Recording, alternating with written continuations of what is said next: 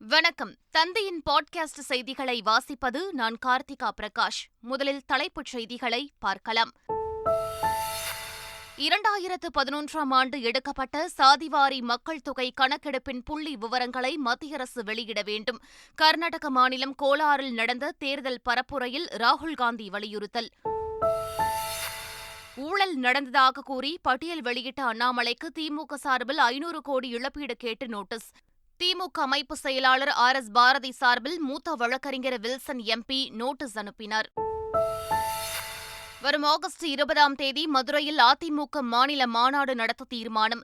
MGR Jayalalithaa வரிசையில் எடப்பாடி பழனிசாமி அதிமுகவின் 3வது அத்தியாயம் என்பன உட்பட 15 தீர்மானம் நிறைவேற்றம். IPL தொடரின் 22வது போட்டியில் மும்பை அணி அபார வெற்றி. கொல்கத்தா அணியை 5 விக்கெட் வித்தியாசத்தில் வீழ்த்தியது. மற்றொரு போட்டியில் குஜராத் அணியை 3 விக்கெட்டுகள் வித்தியாசத்தில் வீழ்த்தியது ராஜஸ்தான். தமிழகத்தில் இயல்பை விட 2 முதல் 3 டிகிரி செல்சியஸ் வரை வெப்பம் அதிகரிக்கும். சென்னை வானிலை ஆய்வு மையம் தகவல். இனி விரிவான செய்திகள். 2011ஆம் ஆண்டு எடுக்கப்பட்ட சாதிவாரி மக்கள் தொகை கணக்கெடுப்பின் புள்ளி விவரங்களை மத்திய அரசு வெளியிட வேண்டும் என ராகுல்காந்தி வலியுறுத்தியுள்ளார். கர்நாடக மாநிலம் கோலாரில் தேர்தல் பரப்புரையில் பேசிய ராகுல்காந்தி, அரசு செயலாளர்களில் 7 விழுக்காடு மட்டுமே OBC, தலித், ஆதிவாசி மக்கள் இருப்பதாக தெரிவித்தார். OBC மக்களின் வளர்ச்சி குறித்து பேசும் பிரதமர் மோடி புள்ளி விவரங்களை வெளியிட வேண்டும் என்று வலியுறுத்தியவர், இல்லாவிட்டால் OBC மக்களை அவமதிப்பது போன்று ஆகும் என்றும் OBC, SC, ST மக்களுக்கு செய்யும் அநீதியாகும் என்றும் கூறினார். தமிழக பாஜக தலைவர் அண்ணாமலைக்கு திமுக சார்பில் 500 கோடி ரூபாய் இழப்பீடு கேட்டு நோட்டீஸ் அனுப்பப்பட்டுள்ளது. சமீபத்தில் பாஜக மாநில தலைவர் அண்ணாமலை திமுகவினரின் சொத்து பட்டியலை வெளியிட்டார். இந்நிலையில் குற்றச்சாட்டுகளுக்கு பகிரங்க மன்னிப்பு கேட்க வலியுறுத்தி திமுக அமைப்பு செயலாளர் RS பாரதி சார்பில் MP வில்சன் அண்ணாமலைக்கு நோட்டீஸ் ஒன்றை அனுப்பியுள்ளார். அதில் குற்றச்சாட்டு தொடர்பான வீடியோக்களை இணையதளத்திலிருந்து நீக்க வேண்டும் என்றும், இழப்பீட்டுத் தொகையாக திமுகவினருக்கு 500 கோடி ரூபாய் வழங்க வேண்டும் என்றும் தெரிவிக்கப்பட்டுள்ளது. மேலும் 48 மணி நேரத்தில் இவற்றை செய்ய தவறினால் சிவில் அல்லது கிரிமினல் வழக்கு தொடரப்படும் என்றும் குறிப்பிடப்பட்டுள்ளது.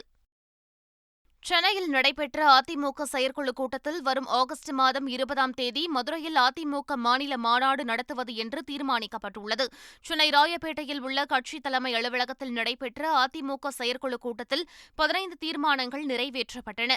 அதில் அதிமுக பொதுச் செயலாளராக தேர்ந்தெடுக்கப்பட்டுள்ள எதிர்க்கட்சித் தலைவர் எடப்பாடி பழனிசாமிக்கு வாழ்த்து தெரிவித்து தீர்மானம் நிறைவேற்றப்பட்டது. அதிமுக மாநில மாநாட்டை வரும் ஆகஸ்ட் 20ஆம் தேதி மதுரையில் நடத்தவும் தீர்மானம் நிறைவேற்றப்பட்டது. மேலும் அதிமுகவில் ஏற்கனவே இருப்பவர்களின் உறுப்பினர் பதவியை புதுப்பிக்கவும், புதிய உறுப்பினர்களை சேர்த்திடும் பணியிலும் கட்சியினர் முனைப்போடு செயல்பட வேண்டும் என்று மற்றொரு தீர்மானம் நிறைவேற்றப்பட்டது. கொள்கை என்பது வேறு, கூட்டணி என்பது வேறு என அதிமுகவின் பொதுச் செயலாளர் எடப்பாடி பழனிசாமி தெரிவித்துள்ளார். சென்னையில் நடைபெற்ற இஃப்தார் நோன்பு திறப்பு விழாவில் பேசிய அவர் இதனை தெரிவித்தார். எங்களது கொள்கை என்பது வேறு, கூட்டணி என்பது வேறு. கொள்கை என்பது ஒருவரது இன்சியலை போன்றது. அதை யாராவது மாற்ற முடியாது. எங்களது இனிசியல் புரட்சித் தலைவர், புரட்சித் தலைவி ஆகியோர் வகுத்தது. அவ்வப்போது அரசியல் ஏற்படுகின்ற சூழ்நிலைக்கு ஏற்றவாறு கூட்டணி அமைக்கப்படும். அதே கூட்டணியில் இடம்பெற்றிருக்கின்ற கட்சிகள் எல்லாம் அந்த கூட்டணி கட்சியுடைய கொள்கை ஏற்பதல்ல. அனைத்து இந்திய அண்ணா திராவிட முன்னேற்ற கழகத்துக்கு என்று கொள்கை இருக்கின்றது. அந்த கொள்கைப்படிதான் எப்பொழுதும் நாங்கள் செயல்படுவோம் என்பதை உறுதிபட தெரிவிக்கின்றேன். எனவே சிறுபான்மை மக்களின் உண்மை பாதுகாவலராக நாங்கள் உங்களோடு என்றென்றைக்கும் உறவாக நிற்போம். அதிமுக பிரமுகர்களின் ஊழல் பட்டியலையும் பாஜக மாநில தலைவர் அண்ணாமலை வெளியிட வேண்டும் என நாம் தமிழர் கட்சியின் தலைமை ஒருங்கிணைப்பாளர் சீமான் வலியுறுத்தியுள்ளார். சிவகங்கையை அடுத்த திருபுவனத்தில் செய்தியாளர்களை சந்தித்தவர் இதனை தெரிவித்தார். அதிமுக ஆட்சியிலேயும் இந்த மெட்ரோ போட்டுக்கிட்டே இருந்தாங்க. அப்போ ஊழல் நடந்திருக்குல்ல, அதை எடுத்து காட்டணும்ல. நீங்கள் திமுக ஊழல் பட்டியலை, சொத்து பட்டியலை வெளியிட்டீங்க, அதிமுக பட்டியலையும் வெளியிடணும். இல்லைன்னா அதிமுகவில் இருக்கிறவங்களாம் நீங்கள் புனிதராக கட்டமைக்கிறீங்கன்னு வருது. ஏன்னா நீங்கள் கூட்டணி வச்சிருக்கீங்க, அதனால அது சரியில்லை. அந்த அணுகுமுறை தப்பு. உச்சநீதிமன்றம் அனுமதி அளித்ததை அடுத்து தமிழ்நாட்டின் 45 இடங்களில் RSS பேரணி போலீசாரின் கட்டுப்பாடுகளுடன் நடைபெற்றது. மதுரையில் வண்டியூரிலிருந்து சௌராஷ்டிராபுரம் வழியாக அம்பிகா திரையரங்கம் வரை RSS பேரணி நடைபெற்றது. இதில் மதுரை மாவட்ட RSS தலைவர் தலைமையில் நூற்றுக்கணக்கானோர் பங்கேற்றனர். அதேபோல் அம்பாசமுத்திரம், சேலம், திருச்சி உள்ளிட்ட இடங்களிலும் ஆர்ப்பாட்டம் நடைபெற்றது. தமிழகத்திற்கு தேவையான மாடல் ஆன்மீக மாடல் என்றும், ஆன்மீக மாடல்தான் தமிழகத்திற்கு வெற்றியை கொடுக்கும் என்றும் மத்திய இணையமைச்சர் எல். முருகன் தெரிவித்துள்ளார். சென்னையில் அம்பேத்கர் பிறந்தநாள் விழா கருத்தரங்கில் அவர் இதனை தெரிவித்தார். இங்க சொல்லுவாங்க, நான் சென்னையை சிங்கார சென்னையா மாத்துறேன், கோவத்தை சிங்கப்பூரா மாத்துறேன்னாங்க. சொல்லி 20 வருஷம் 25 வருஷம் ஆகுது. இன்னைக்கும் கூவமாக தான் இருக்கிறது. பழைய கூவமாக மாறுவது நம்மளுடைய கையில், நம்மளுடைய மோடிஜியால மட்டும்தான் முடியும் என்பதை நாம் நினைவுபடுத்த விரும்புகின்றோம். பொதுமக்கள் கேள்வி கேட்டுக்கொண்டிருக்கிறார்கள். திராவிட மாடல் தோல்வியுற்ற மாடலாக இருந்து கொண்டிருக்கிறது. தமிழகத்திற்கு வேண்டிய மாடல் ஆன்மீக மாடல். ஆன்மீக மாடல் தான் மிகப்பெரிய வெற்றி கொடுக்கும், சமூக நீதியை கொடுக்கும். தூய்மை பணியாளர்களின் தேசிய ஆணைய தலைவர் தனது செல்போன் எண்ணை தூய்மை பணியாளர்களுக்கு வழங்கி பிரச்சினைகள் இருந்தால் நேரடியாக தொடர்பு கொள்ளுமாறு கூறிய சம்பவம் நிகழ்ச்சியை ஏற்படுத்தியுள்ளது. திருவள்ளூர் மாவட்டம் ஆவடி மாநகராட்சியில் பணியாற்றும் தூய்மை பணியாளர்களுக்கான ஆய்வுக் கூட்டமானது தூய்மை பணியாளர்களின் தேசிய ஆணைய தலைவர் வெங்கடேசன் தலைமையில் நடைபெற்றது. கூட்டத்தில் ஆவடி மாநகராட்சியில் பணிபுரியும் நிரந்தர மற்றும் ஒப்பந்த தூய்மை பணியாளர்கள் கலந்து கொண்டு தங்கள் பணி பாதுகாப்பு கோரிக்கைகள் குறித்து கருத்து தெரிவித்தனர். அப்போது வெங்கடேசன் பணியாளர்களுக்கு ஏதேனும் குறை இருந்தால் அதை தன்னிடம் நேரடியாகவே தெரிவிக்கலாம் என தனது செல்போன் எண்ணை கொடுத்ததால் தூய்மை பணியாளர்கள் நிகழ்ச்சியடைந்தனர்.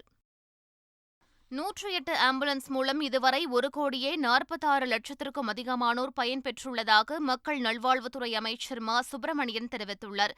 தமிழ்நாடு 108 அவசர ஊர்தி தொழிலாளர் முன்னேற்ற சங்கத்தின் முதல் மாநாடு மதுரையில் நடைபெற்றது. நிகழ்ச்சியில் பேசிய அமைச்சர் மா. சுப்பிரமணியன், 108 ஆம்புலன்ஸ் திட்டத்தில் தற்போது 1353 வாகனங்கள் பயன்பாட்டில் உள்ளதாக தெரிவித்தார்.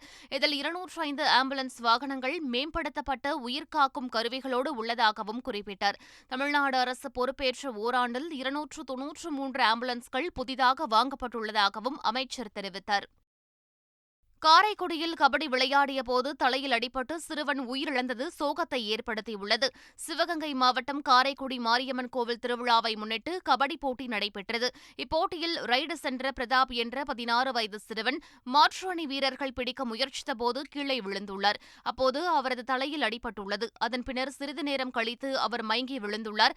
இதனையடுத்து காரைக்குடி அரசு மருத்துவமனைக்கு கொண்டு செல்லப்பட்ட பிரதாப்பை பரிசோதித்த மருத்துவர்கள் அவர் ஏற்கனவே இறந்துவிட்டதாக தெரிவித்துள்ளனர். அப்பகுதியில் மிகுந்த சோகத்தை ஏற்படுத்தியுள்ள இந்த சம்பவம் குறித்து போலீசார் விசாரணை மேற்கொண்டு வருகின்றனர். மயிலாடுதுறை மாவட்டம் சீர்காழி சட்டநாதர் கோவிலில் தோண்ட கண்டெடுக்கப்பட்ட ஐம்பொன் சிலைகளால் பரபரப்பு ஏற்பட்டது. பழமை வாய்ந்த சட்டநாதர் கோவிலில் கும்பாபிஷேகத்திற்கான பணிகள் நடைபெற்று வருகின்றன. இந்நிலையில் யாகசாலை அமைப்பதற்காக கோவில் வளாகத்தில் JCB இயந்திரம் கொண்டு பள்ளம் எடுக்கப்பட்ட நிலையில் சாமி சிலைகள் தென்பட்டுள்ளது. அதன்படி விநாயகர், முருகன், வள்ளி தெய்வானை உள்ளிட்ட 22 ஐம்பொன் சிலைகள், 55 பீடம் மற்றும் 400க்கும் மேற்பட்ட செப்பேடுகள் கண்டெடுக்கப்பட்டுள்ளன. இவைகள் சுமார் 1000 ஆண்டுகளுக்கு முற்பட்டவையாக இருக்கக்கூடும் என தகவல்கள் வெளியாகியுள்ளன. உத்தரப்பிரதேசத்தில் முன்னாள் MP ஆதிக் அகமது மற்றும் அவரது சகோதரர் கொலை தொடர்பாக விசாரணை நடத்த 3 பேர் கொண்ட நீதி விசாரணை குழு அமைக்கப்பட்டுள்ளது. அலகாபாத் உயர்நீதிமன்றத்தின் ஓய்வு பெற்ற நீதிபதி அரவிந்த்குமார் திரிபாதி தலைமையில் ஓய்வு பெற்ற DGP அதிகாரி சுபேஷ் குமார் சிங் மற்றும் ஓய்வு பெற்ற மாவட்ட நீதிபதி பிரிஜேஷ் குமார் சோனி ஆகியோர் அடங்கிய குழு அமைக்கப்பட்டுள்ளது. இக்குழு 2 மாதங்களில் உத்தரப்பிரதேச அரசிடம் அறிக்கை அளிக்க வேண்டும் என தெரிவிக்கப்பட்டுள்ளது. சுட்டெரிக்கும் வெப்பம் தணிந்து மக்களை காக்க வேண்டி சூரிய பகவானுக்கு மகாபிஷேகம் நடத்தப்பட்டது. தஞ்சாவூர் மாவட்டம் திருவிடைமருதூர் அருகே உள்ள சூரியனார் கோவில் சூரியனை மூலவராக கொண்டுள்ளது. புகழ்பெற்ற இந்த கோவிலில் உஷாதேவி, சாயாதேவி உடனே சிவசூரிய பெருமானுக்கு மகா அபிஷேக வழிபாடு நடைபெற்றது. மஞ்சள், திரவியம், பஞ்சாமிர்தம், தேன், இளநீர், பால், தயிர், சந்தனம் உள்ளிட்ட 16 வகையான வாசனை திரவியங்களை கொண்டு அபிஷேகங்கள் நடைபெற்றன. சிறப்பு ஹோம பூஜைகள் நடைபெற்று புனித நீர் அபிஷேகம் செய்யப்பட்டது. சுட்டெரிக்கும் வெப்பம் தணிந்து மக்களை காக்க வேண்டி பக்தர்கள் வழிபட்டனர். ராஜஸ்தான் மாநிலத்தைச் சேர்ந்த 19 வயது நந்தினி குப்தா மிஸ் இந்தியா 2023 மகுடத்தை சூடியுள்ளார். மணிப்பூர் மாநிலம் இம்பாலில் குமன் லம்பாக் உள் விளையாட்டு அரங்கில் நடைபெற்ற அழகி போட்டியில் நந்தினி குப்தா முதலிடத்தையும், டெல்லியைச் சேர்ந்த ஸ்ரேயா பூன்ஷா 2ஆம் இடத்தையும், மணிப்பூரைச் சேர்ந்த ஸ்ட்ரெலா லுவாங் 3ஆம் இடத்தையும் பிடித்து அசத்தியுள்ளனர். அடுத்த மாதம் ஐக்கிய அரபு அமீரகத்தில் நடைபெறவுள்ள உலக அழகி போட்டியில் இந்தியா சார்பில் நந்தினி குப்தா பங்கேற்கவுள்ளார். நீலகிரி மாவட்டம் கூடலூரில் ஆஸ்கர் தம்பதிகளான பொம்மன் பள்ளியை சந்தித்த பக்ரைன் நாட்டைச் சேர்ந்த ரஜினி ரசிகர் கேடயம் வழங்கி பாராட்டு தெரிவித்தார். பொம்மன் பள்ளி தம்பதிகள் நடிப்பில் உருவான தி எலிஃபண்ட் விஸ்பரர்ஸ் என்ற ஆவணப்படம் ஆஸ்கர் பட்டியலில் சிறந்த ஆவணப்படமாக தேர்ந்தெடுக்கப்பட்டது. இந்நிலையில் சூப்பர் ஸ்டார் ரஜினிகாந்த் அறிவுறுத்தலின் பேரில் பஹ்ரைன் நாட்டைச் சேர்ந்த ரஜினி ரசிகர் மன்றத்தின் தலைவர் சுரேஷ் என்பவர் கூடலூருக்கு வருகை தந்தார். அப்போது முதுமலையில் வசித்து வரும் ஆஸ்கர் தம்பதிகளான பொம்மன் பள்ளியை அழைத்து விருந்தளித்த சுரேஷ் ரஜினி சார்பாக கேடயம் வழங்கி அவர்களை பாராட்டினார். மதுபான கொள்கை முறைகேடு வழக்கில் ஊழல் நடந்ததற்கான எந்த ஆதாரமும் சிபிஐயிடம் இல்லை என டெல்லி முதலமைச்சர் அரவிந்த் கெஜ்ரிவால் தெரிவித்துள்ளார். டெல்லி மதுபான கொள்கை விவகாரம் தொடர்பாக முதலமைச்சர் அரவிந்த் கெஜ்ரிவாலிடம் 9 மணி நேரத்திற்கும் மேலாக சிபிஐ விசாரணை நடத்தியது.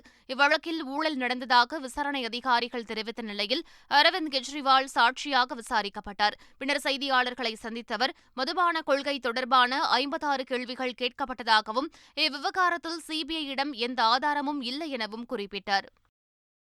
புதிய மதுபான கொள்கை விவகாரத்தில் டெல்லி முதலமைச்சர் அரவிந்த் கெஜ்ரிவாலிடம் சிபிஐ 9 மணி நேரம் விசாரணை நடத்திய நிலையில் டெல்லி சட்டசபையின் சிறப்பு கூட்டம் இன்று நடைபெறவுள்ளது. அதில் புதிய மதுபான கொள்கை விவகாரத்தில் அரவிந்த் கெஜ்ரிவாலுக்கு சிபிஐ சம்மன் அனுப்பியது குறித்து விவாதிக்கப்பட உள்ளது. இதுகுறித்து டெல்லி சட்டசபை செயலர் ராஜ்குமார் கூறுகையில், சிபிஐ மற்றும் அமலாக்கத்துறை போன்ற அமைப்புகளை மத்திய அரசு தவறாக பயன்படுத்தி முதலமைச்சரை அற்ப காரணங்களுக்காக கைது செய்து டெல்லி அரசை சீர்குலைக்க திட்டமிட்டுள்ளது என்றார். இதுகுறித்து டெல்லி சட்டசபையில் விவாதிக்கப்பட உள்ளதாகவும் அவர் தெரிவித்தார். மெக்சிகோவில் மர்ம கும்பல் நடத்திய துப்பாக்கிச் சூட்டில் குழந்தை உட்பட 7 பேர் சுட்டுக் கொல்லப்பட்டனர். கார்டேசர் நகரில் விடுமுறைக்காக பலர் கூடியிருந்த ஒரு மையத்திற்குள் மர்ம கும்பல் ஒன்று சென்று துப்பாக்கியால் சரமாரியாக சுட்டுள்ளது. இதில் 7 வயது சிறுவன், 3 ஆண்கள், 3 பெண்கள் என 7 பேர் சுட்டுக் கொல்லப்பட்டனர். படுகாயங்களுடன் பலர் மீட்கப்பட்டு மருத்துவமனையில் அனுமதிக்கப்பட்டுள்ளனர்.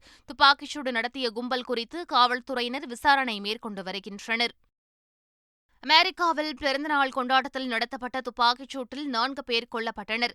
அலபாமாவில் உள்ள டேட்வெல்லி பகுதியில் இளைஞர்கள் இரவு நேரத்தில் பிறந்தநாள் கொண்டாட்டத்தில் ஈடுபட்டனர். அப்போது திடீரென நடத்தப்பட்ட துப்பாக்கிச் சூட்டில் 20க்கும் மேற்பட்டோர் படுகாயமடைந்துள்ளனர்.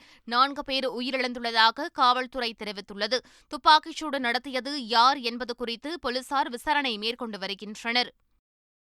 சீன பாதுகாப்பு அமைச்சர் லீ ஷாங்பு ரஷ்ய அதிபர் புட்டினை சந்தித்து பேசினார். மாஸ்கோவில் நடைபெற்ற இந்த சந்திப்பில் இரு நாடுகள் இடையேயான சமூக, பொருளாதார, ராணுவ உறவுகளின் மேம்பாடு குறித்து விவாதிக்கப்பட்டதாக கூறப்படுகிறது. ரஷ்யா பயன்படுத்தும் ஆயுதங்களில் சீனாவின் பங்களிப்பு இருப்பதாக யுக்ரைன் குற்றம் சாட்டி வரும் நிலையில் அதனை சீனா தொடர்ந்து மறுத்து வருகிறது. மலேசியாவில் நடைபெற்ற நீச்சல் போட்டியில் பங்கேற்ற நடிகர் மாதவனின் மகன் வேதாந்த் 5 தங்கப் பதக்கங்களை வென்று சாதனை படைத்துள்ளார். கோலாலம்பூரில் நடைபெற்ற நீச்சல் போட்டியில் பங்கேற்ற வேதாந்த் 50, 100, 200, 400 மற்றும் 1500 மீட்டர் ஆகிய பிரிவுகளில் பங்கேற்று வெற்றி பெற்று 5 தங்கங்களை வென்றுள்ளார். இதனை நடிகர் மாதவன் தனது சமூக வலைதள பக்கத்தில் பதிவிட்டு மகிழ்ச்சியை வெளிப்படுத்தியுள்ளார். ஐபிஎல் தொடரின் 22வது போட்டியில் கொல்கத்தா அணியை 5 விக்கெட் வித்தியாசத்தில் வீழ்த்தி மும்பை அணி அபார வெற்றி பெற்றுள்ளது. முதலில் பேட்டிங் செய்த கொல்கத்தா அணி 20 ஓவர்களில் 185 ரன்களை எடுத்தது. தொடர்ந்து களம் இறங்கிய மும்பை அணி 17.4 ஓவர்களிலேயே 5 விக்கெட்டுகளை மட்டுமே இழந்து 186 ரன்கள் எடுத்து வெற்றி பெற்றது. மற்றொரு போட்டியில் குஜராத் அணியை 3 விக்கெட்டுகள் வித்தியாசத்தில் ராஜஸ்தான் வீழ்த்தியது. முதலில் பேட்டிங் செய்த குஜராத் 177 ரன்கள் எடுத்த நிலையில் பின்னர் விளையாடிய ராஜஸ்தான் 19.2 ஓவர்களில் 178 ரன்களை எடுத்து வெற்றி பெற்றது. தமிழ்நாடு மற்றும் புதுச்சேரியில் ஒரு சில இடங்களில் அதிகபட்ச வெப்பநிலை இயல்பிலிருந்து 2 முதல் 3 டிகிரி செல்சியஸ் அதிகமாக இருக்கக்கூடும் என சென்னை வானிலை ஆய்வு மையம் அறிவித்துள்ளது. சென்னை மற்றும் புறநகர் பகுதிகளில் வானம் ஓரளவு மேகமூட்டத்துடன் காணப்படும் என்றும் அதிகபட்ச வெப்பநிலை 37 முதல் 38 டிகிரி செல்சியஸாக இருக்கக்கூடும் எனவும் தெரிவிக்கப்பட்டுள்ளது. மீண்டும் தலைப்புச் செய்திகள். 2011ஆம் ஆண்டு எடுக்கப்பட்ட சாதிவாரி மக்கள் தொகை கணக்கெடுப்பின் புள்ளி விவரங்களை மத்திய அரசு வெளியிட வேண்டும். கர்நாடக மாநிலம் கோலாரில் நடந்த தேர்தல் பரப்புரையில் ராகுல் காந்தி வலியுறுத்தல். ஊழல் நடந்ததாக கூறி பட்டியல் வெளியிட்ட அண்ணாமலைக்கு திமுக சார்பில் 500 கோடி இழப்பீடு கேட்டு நோட்டீஸ். திமுக அமைப்பு செயலாளர் RS பாரதி சார்பில் மூத்த வழக்கறிஞர் வில்சன் MP நோட்டீஸ் அனுப்பினார். வரும் ஆகஸ்ட் 20ஆம் தேதி மதுரையில் அதிமுக மாநில மாநாடு நடத்த தீர்மானம். MGR ஜெயலலிதா வரிசையில் எடப்பாடி பழனிசாமி அதிமுகவின் 3வது அத்தியாயம் என்பன உட்பட 15 தீர்மானம் நிறைவேற்றம். IPL தொடரின் 22வது போட்டியில் மும்பை அணி அபார வெற்றி. கொல்கத்தா அணியை 5 விக்கெட் வித்தியாசத்தில் வீழ்த்தியது. மற்றொரு போட்டியில் குஜராத் அணியை 3 விக்கெட்டுகள் வித்தியாசத்தில் வீழ்த்தியது ராஜஸ்தான். தமிழகத்தில் இயல்பை விட 2 முதல் 3 டிகிரி செல்சியஸ் வரை வெப்பம் அதிகரிக்கும். சென்னை வானிலை ஆய்வு மையம் தகவல். இத்துடன் பாட்காஸ்ட் செய்திகள் நிறைவு பெறுகின்றன. வணக்கம்.